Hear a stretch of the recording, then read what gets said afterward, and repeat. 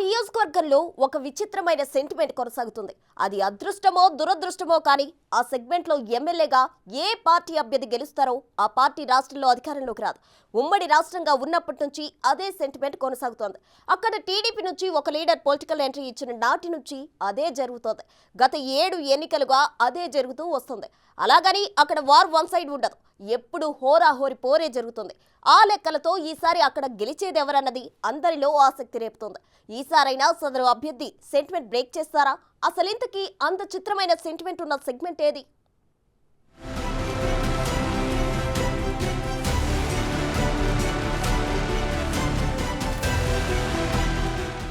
అనంతపురం జిల్లా ఉరవకొండ నియోజకవర్గం కర్ణాటకకు సరిహద్దున ఉన్న నియోజకవర్గం ఇది.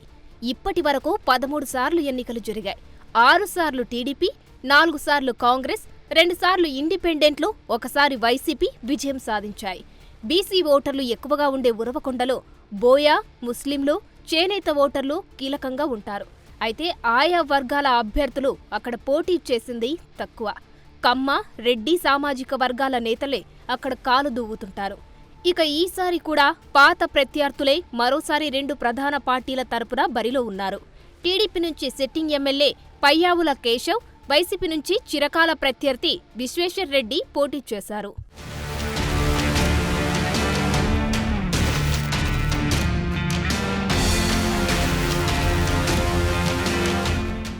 పయ్యావుల కేశవ్ ప్రజాపద్దుల కమిటీ చైర్మన్గా కూడా కొనసాగుతున్నారు. 1999లో టీడీపీ అభ్యర్థిగా ఉరవకొండ నుంచి పోటీ చేసిన కేశవ్ పరాజయం పాలయ్యారు. 2004, 2009, 2019 ఎన్నికల్లో ఆయన ఎమ్మెల్యేగా గెలిచారు. 2004 ఎన్నికల నుంచి విశ్వేశ్వర్ రెడ్డే ఆయనకు ప్రత్యర్థిగా ఉంటూ వచ్చారు. 2014 ఎన్నికల్లో విశ్వేశ్వర్ రెడ్డి తొలిసారి కేశవ్పై విజయం సాధించారు. ఈ సమయంలో ఆయనకు టీడీపీ ఎమ్మెల్సీగా అవకాశమిచ్చి శాసనమండలి విప్ పదవి కట్టబెట్టింది. మంచి వాగ్దాటి ఉన్న నేతగా పయ్యావులకు పేరుంది. పయ్యావుల కేశవ్కు నియోజకవర్గంలో మంచి పట్టుంది.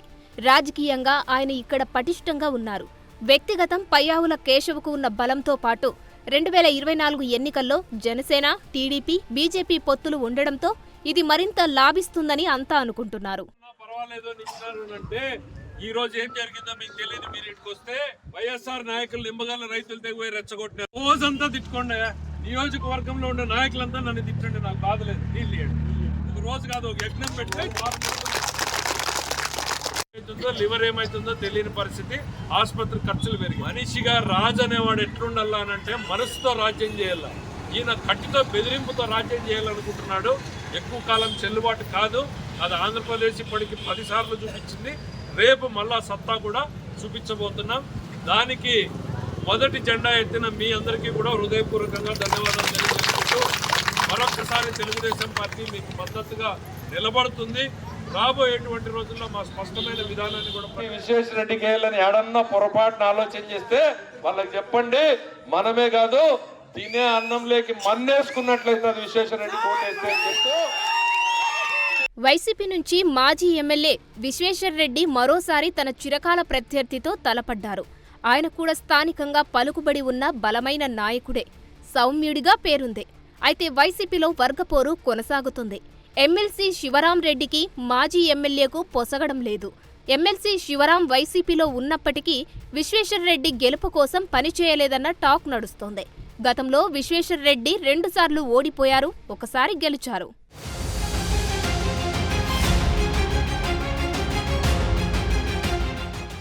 గత ఎన్నికల్లో ఓటమికి కారణం వర్గపోరు అని కేవలం 2000 ఓట్ల తేడాతో తాను ఓడిపోయానని విశ్వేశ్వర్ రెడ్డి ఆవేదన వ్యక్తం చేసిన సందర్భాలున్నాయి.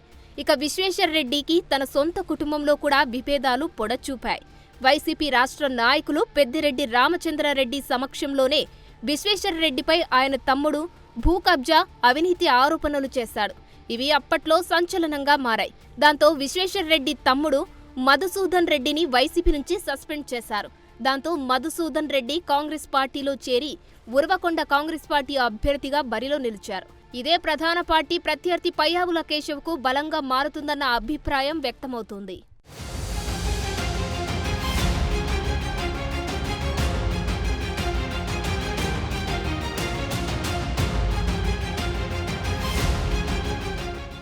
ఇక ఉరవకొండకు 1999 నుంచి ఒక చిత్రమైన సెంటిమెంట్ కొనసాగుతుంది. ఆ ఎన్నికల్లో పయ్యావుల కేశవ్ ఓడిపోతే టీడీపీ ఉమ్మడి రాష్ట్రంలో అధికార పగ్గాలు చేపట్టింది. తర్వాత 2004, 2009 ఎన్నికల్లో కేశవ్ విజయం సాధించారు. టీడీపీ ప్రతిపక్షానికి పరిమితమైంది. 2014లో తిరిగి పయ్యావుల కేశవ్ ఓడిపోయారు. టీడీపీ అధికారంలోకి వచ్చి కేశవ్ సీనియారిటీని గౌరవించి ఎమ్మెల్సీని చేసింది. 2019లో కేశవ్ గెలవడం, టీడీపీ విపక్షంలో కూర్చోవడంతో ఉరవకొండ సెంటిమెంట్ రాష్ట్రంలోనే చర్చనీయాంశంగా మారింది.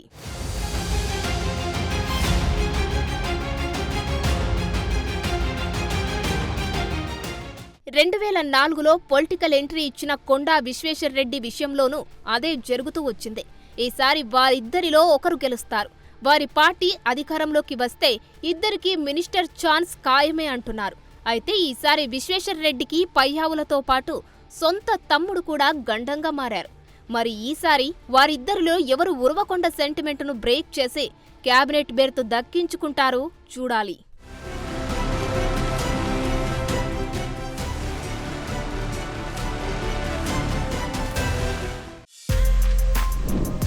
For more videos like this, subscribe Big TV channel.